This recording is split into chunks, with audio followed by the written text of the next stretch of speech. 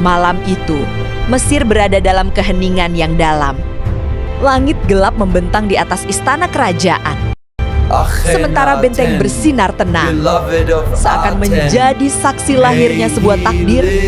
Angin gurun berhembus pelan, membawa aroma pasir dan dupa yang terbakar di kuil-kuil istana.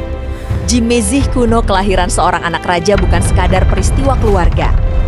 Ia dianggap sebagai pesan dari para dewa, sebuah pertanda tentang masa depan negeri. Dan pada malam itulah, di tengah kekacauan dan perubahan besar, seorang anak terlahir ke dunia. Tutankhamun lahir pada masa Mesir tidak berada dalam keadaan damai. Ayahnya, Akhenaten, telah mengguncang fondasi kepercayaan kuno dengan meninggalkan para dewa lama dan memaksakan satu keyakinan baru. Kuil-kuil ditutup, pendeta-pendeta lama kehilangan kekuasaan. Rakyat hidup dalam kebingungan, terpecah antara tradisi dan perubahan. Di balik dinding istana, obor menyala redup.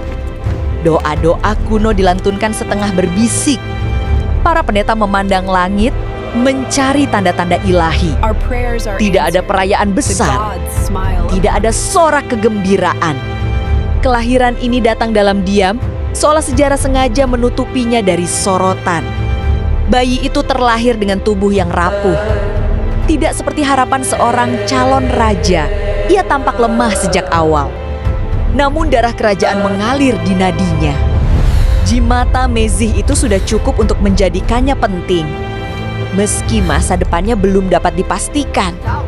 Saat fajar menyingsing, cahaya matahari perlahan menyentuh dinding istana. Kehidupan kembali berjalan. Para pelayan bergegas, para bangsawan berkumpul. Namun kelahiran Tutankhamun tidak langsung mengubah apapun. Ia hanyalah seorang bayi, kecil di tengah pusaran politik dan keyakinan yang saling bertabrakan. Ia tumbuh di istana yang dipenuhi bisikan. Setiap lorong menyimpan intrik. Setiap pertemuan para pejabat membawa kepentingan tersembunyi. Tutankhamun dibesarkan bukan di tengah stabilitas, melainkan di jantung konflik besar Mesir kuno. Di luar istana, rakyat bertanya-tanya, apakah perubahan ini akan bertahan? Apakah para dewa lama Banner ditinggalkan? Tidak ada jawaban yang pasti. Dan di tengah ketidakpastian itu, seorang anak kecil tumbuh tanpa mengetahui bahwa nasib seluruh negeri suatu hari akan berada di pundakinya. Waktu berlalu, tahun-tahun awal hidup Tutankhamun berjalan dalam bayang-bayang ayahnya. Ia bukan pusat perhatian. Ia bukan pewaris yang dipersiapkan secara matang. Sejarah seolah tidak menaruh harapan besar padanya. Namun justru disitulah peran takdir bekerja. Jimezih kuno. Kepercayaan terhadap para dewa selalu berjalan berdampingan dengan kekuasaan. Para pendeta lama tidak pernah benar-benar menghilang. Mereka menunggu, mengamati, dan kelahiran seorang anak dari darah kerajaan memberi mereka harapan akan kembalinya keseimbangan lama.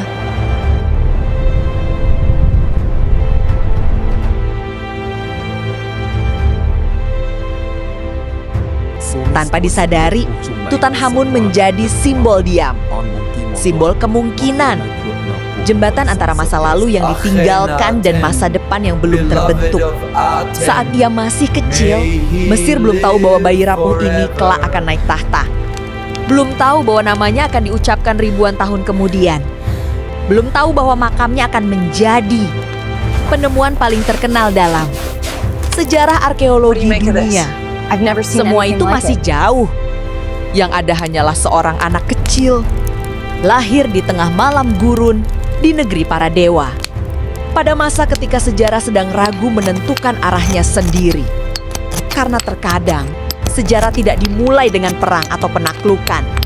Ia dimulai dengan kelahiran yang sunyi, yang baru dipahami maknanya setelah ribuan tahun berlalu.